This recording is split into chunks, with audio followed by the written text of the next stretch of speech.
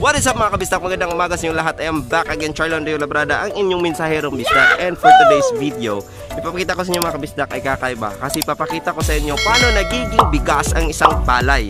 And ipapakita ko din sa inyo ano yung pinaka high-tech na pag-harvest ng palay ng mga kabisdak. No? And now, magpa-harvest kami doon. So pupuntahan natin. Medyo mainit ngayon mga kabisdak. So yun, let's go! Those medical pills all push me over. I give my So yun mga kabisdak, andito na kami sa palayan and sobrang proud na proud ako sa papa ko kasi nung bata pa ako, ito na talaga yung kabuhayan. Ito na yung kinagisna naming kabuhayan ng mga kabisdak, no? So ito na yung ginagamit namin for harvesting the rice. This is the KUBOTA DC70 Plus. It's the latest rice harvester, no? So kinakain niya dito yung palay tapos dinadala niya dito sa gilingan. So may inayos lang sila. So dito ginigiling yung palay, umiikot yan hanggang sa matanggal lahat. Tapos yung mga niya, yung mga dahon niya dito bababa. Aakyat dito yung mga butil sa drum, tsaka mahulog siya dyan sa mga sako. Tapos tatahiin at yun na, aalsahin na ng mga labor. So yun mga kabisdak, update ko kayo later habang tumatakbo na to para mas makita nyo talaga na yung operation niya. Habang inaayos sila yung harvester, papakita ko muna sa inyo paano namin transport yung harvester, no, sa isang area patungo sa isang area. So tingnan nyo to mga kabisdak.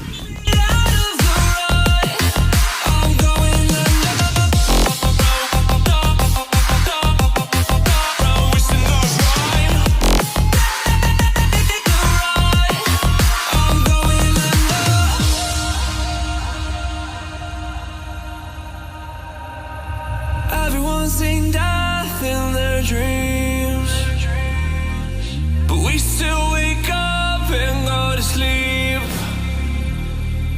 Everyone's seen death in their dreams, but we still wake up from our sleep.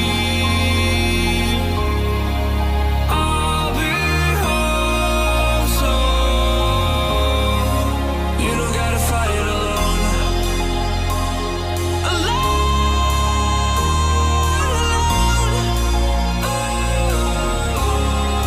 You don't gotta fight alone.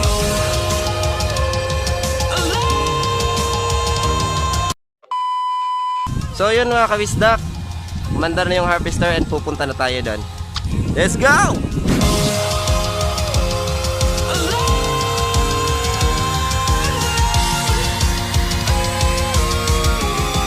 Don't be so personal.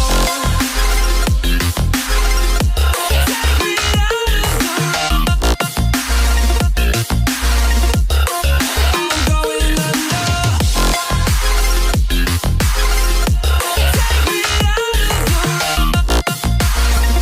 So yan ang mga kabisdak.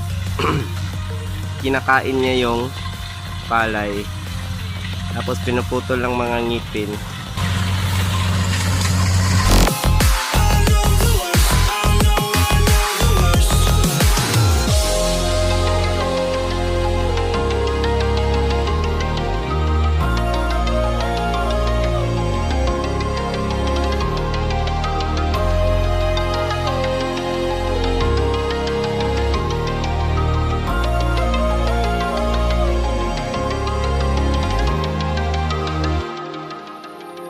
Those medical pills all push me over. I give my fill 3 times a day. These have no. So yun mga kabisdak, kakatapos ko lang mag-shoot doon sa palayan and nalalabas na ako papuntang kalsada.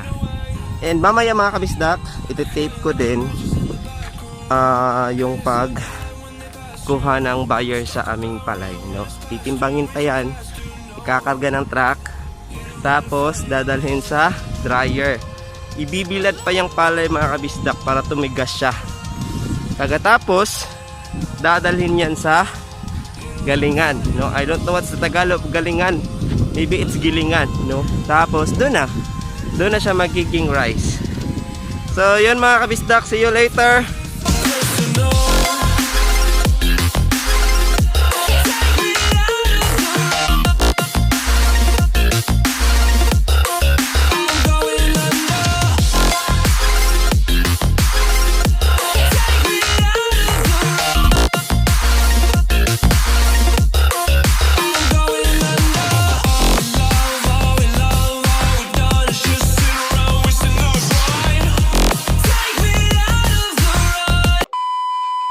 So ito na mga kabisdak, pagkatapos anihin yung palay, dinadala sa dryer para ibilad. So we have two types of dryer here. We have solar dryer.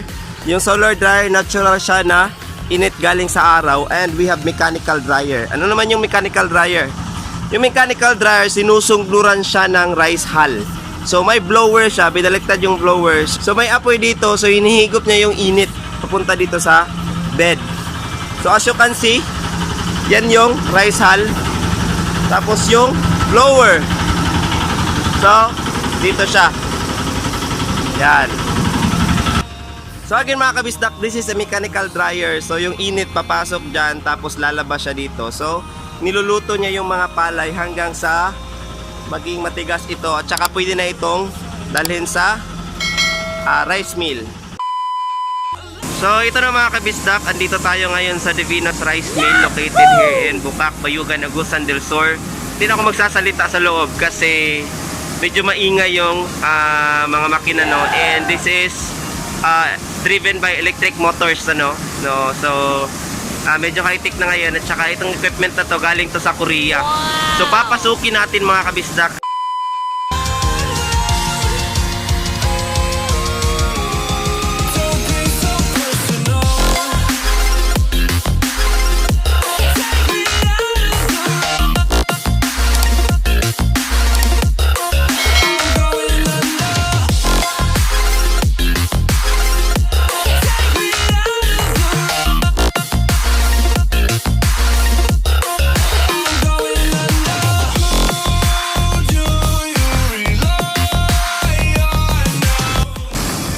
Yun mga kabisdak, kakatapos lang mag-tape natin doon sa loob. Again, we are here in Divinos Rice Mill located at Bukac, Bayugan, Agusan del Sur. And yun, actually meron din kaming ginagamit na mobile rice mill. So mas convenient yun kasi sila yung pumupunta sa area. Pero kung maramihan yung ipapagiling nyo, so much better na dito sa malaking rice mill nyo dalhin yung mga palay nyo. So as you can see, may mga bigas tayo dyan, bigas na yan, tsaka ito palay pa to. So ilulunod pa yan dyan para maging bigas. So yun mga kabisdak, maraming salamat sa pagsubaybay. And kung di ka pa nakapag-subscribe, please click that subscribe button. Pag-click na din yung notification bell para maging updated ka sa mga bagong videos. So yun mga kabisdak, see you on my next vlog. These ethanol fuels won't make me sober.